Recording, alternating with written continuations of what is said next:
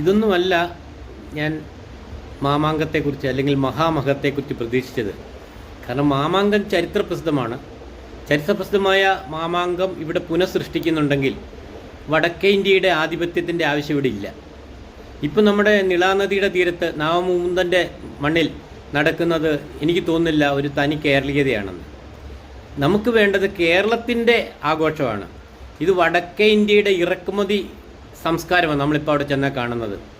ഞാൻ നിളാനദിയുടെ തീരത്ത് ഒരുപാട് തവണ, കാരണം എൻ്റെ യാത്രയ്ക്കിടയിൽ മിക്കവാറും അവിടെ പോകാറുണ്ട്, ഇരിക്കാറുണ്ട്, വിശ്രമിക്കാറുണ്ട്. അതുപോലെ തന്നെ വടക്കേ ഇന്ത്യൻ സംസ്കാരവും എനിക്ക് അന്യമൊന്നുമല്ല.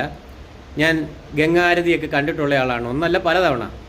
അതുതന്നെ ഇവിടെ പുനഃസൃഷ്ടിക്കപ്പെടുമ്പം കേരളത്തിന് എന്താണ് ഇവിടെയുള്ളത്? കേരളത്തിൻ്റെ ആരതി, അതായത് ഞാൻ വിളിക്കാറുള്ള അമ്മേ നിളാനദി എന്നാണ്.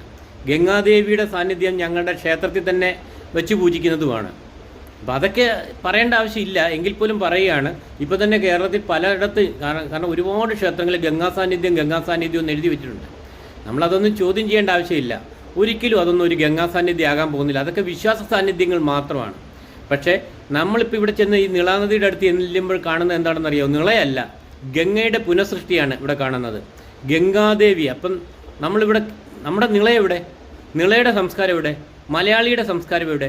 മലയാളിയുടെ പൂജകളും അവിടെയുള്ള പ്രക്രിയകളും ഒക്കെ എവിടെ?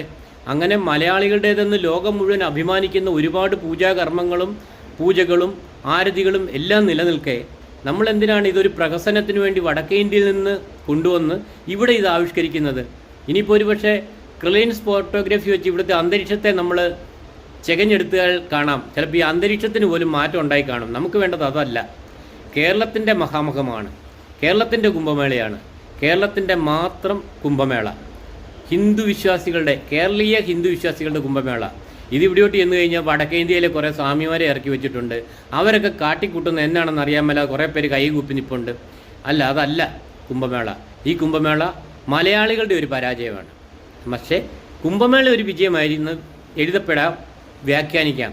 പക്ഷേ മലയാളിയുടേതായ എന്താണ് ഇവിടെ കാണാനുള്ളതെന്ന് വ്യക്തമായി പറയണം. ഒന്നുമില്ല കേട്ടോ. സോറി. നന്ദി, നമസ്കാരം. ഈ ചാനൽ എല്ലാവരും സബ്സ്ക്രൈബ് ചെയ്യണം. കുംഭമേളയെക്കുറിച്ചുള്ള കൂടുതൽ വാർത്തകൾ ഞാൻ ഇനിയും പറയുന്നതായിരിക്കും.